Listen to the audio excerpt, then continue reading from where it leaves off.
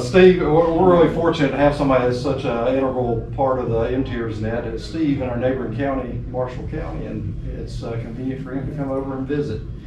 So he's going to have a few words to say about MTEARS for us tonight. And again, we're honored to have him here to do this, and please join me in thanking him for doing it. Thank you, George. All right. Good feed. In 4, 3, 2. But I'll have a lot of handouts to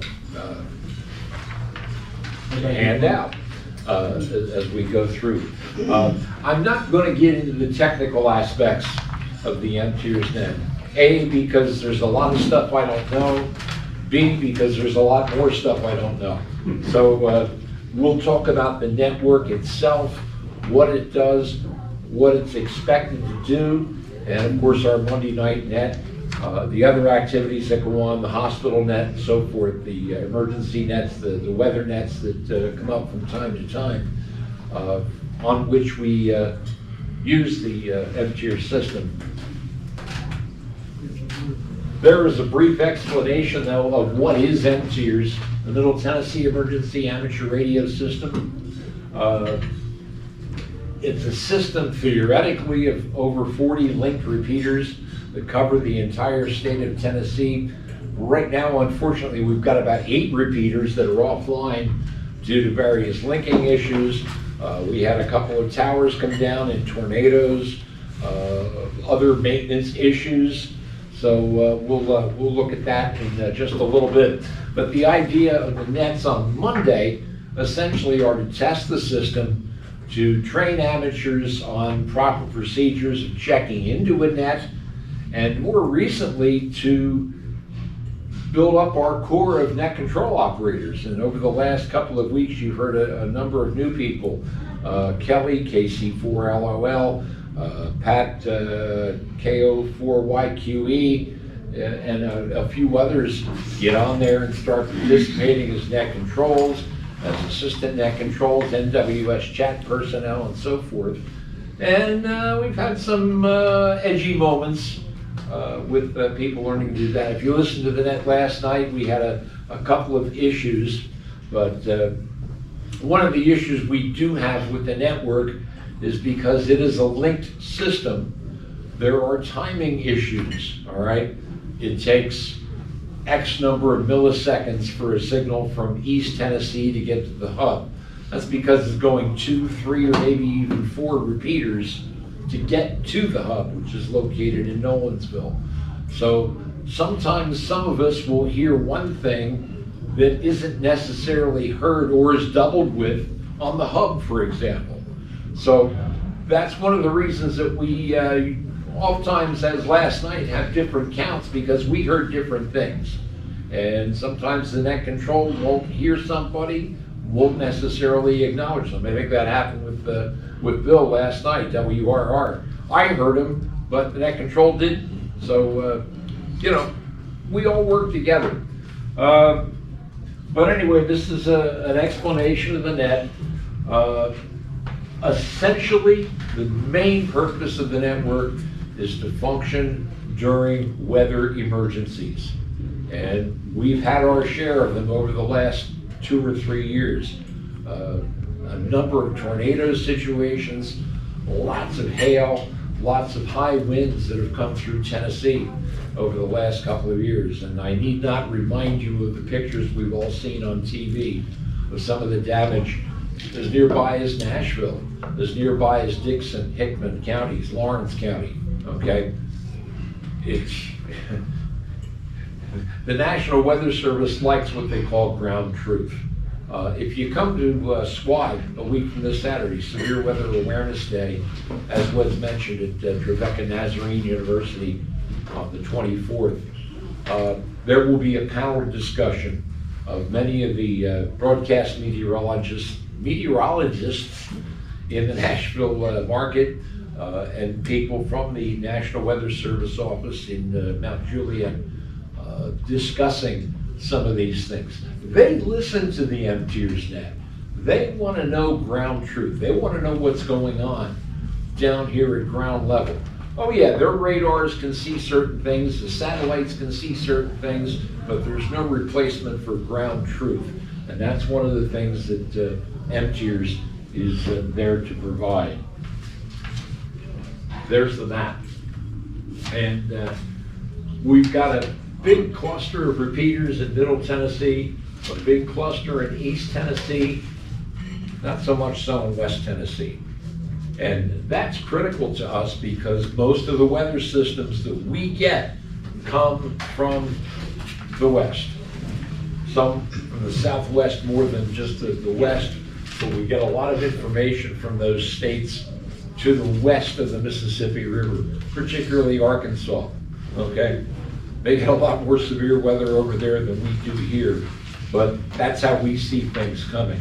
Those of us who watch the different radars from the different weather service offices have to keep apprised of that when running a weather net. So we're looking at that very, very carefully. We would like to have more repeaters up in the Northwest, up Lake County and up through there, Obion County. We used to have a lot of check-ins up there. Right now, we've got the repeater in Lobelville in Perry County is down. And what happens when that's down? Well, everything that's connected to it is down. Wayne County's down because of technical issues, all right? But when Lobelville is down, obviously we lose those other two repeaters out there. So be aware of that. The Gallatin repeater and the Cross Plains, Robertson County, those are down because of weather-related issues. So that's the purpose of that. And recently we've started adding DMR net controls as backup stations for the MTEARS network. Again, that list is just a list of contacts. And anytime that there is a question about the system, feel free to contact anybody on that list and make it known what you need done, what your suggestions are.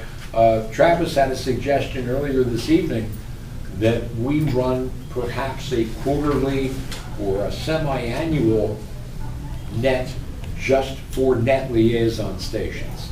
One of the things that we say during the net preamble is that all stations can check in, but during an emergency, we want to keep the channel clear for county liaison stations and encourage people to check into your own local net, whether it be an Oxcom net, an Aries net, a Racy's net, whatever it might happen to be, all right? And then a liaison from that group check into MTEARS and report whatever there is to report. But to have a net exclusively for that once a quarter strikes me as a pretty good idea, all right? Everybody can listen, you know, so everybody can learn from what the top bananas are doing, okay? This is how it's done. And you know, the same idea with your newbie net, you know, this is how it's done. You want to demonstrate that on the air.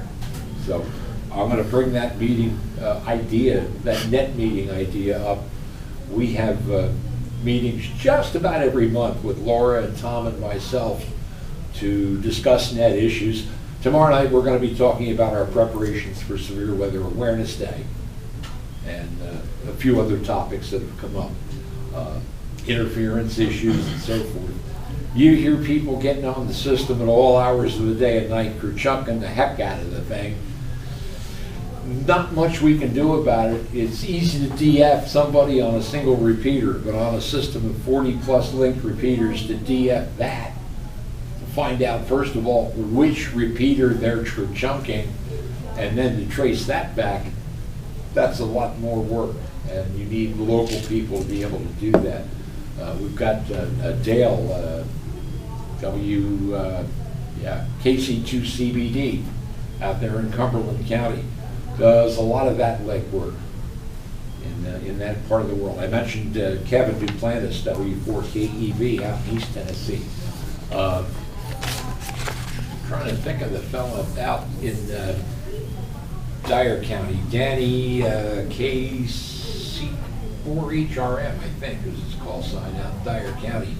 He kind of handles a lot of that stuff out in West Tennessee. So to borrow a phrase, it kind of takes a village to keep a system like this running. Got a question for you. Sure. Why is West Tennessee so scarce? Why, I mean, relying on the one repeater won't. Good point. Obviously, the name is Middle Tennessee Amateur Radio System. And the system grew out of a group of repeaters started by Tom and by Dave Wolf, VBX, in Middle Tennessee. Repeaters in and around Nashville. Over a period of time, it expanded because people in East Tennessee wanted to get involved. People in West Tennessee, many fewer in West Tennessee, wanted to get involved. And the name was never changed. According to Tom Delker, it never will be changed. It'll always be Middle Tennessee. That's fine with me. But it's difficult and expensive Oh, yeah. to put up a repeater, let alone a repeater that's got another repeater connected to it to link to other repeaters in the system. You're talking about a lot of money. You're talking about the expense of maintenance, the electricity. Some of these people are paying tower rent, okay? It adds up very quickly. And we're very, very grateful to the individuals who, you know, kind of do this on their own. There's different clubs that do this. You know, you've got Link 60B, W4GGM, big link in the MTEAR system. And we're glad that's up full time now. I think it's been up full time for what, about a year now? A couple of years maybe. Yeah, it's good to have that in the system, and it's got great coverage as well. So, but you guys realize what it costs to put a system like this together.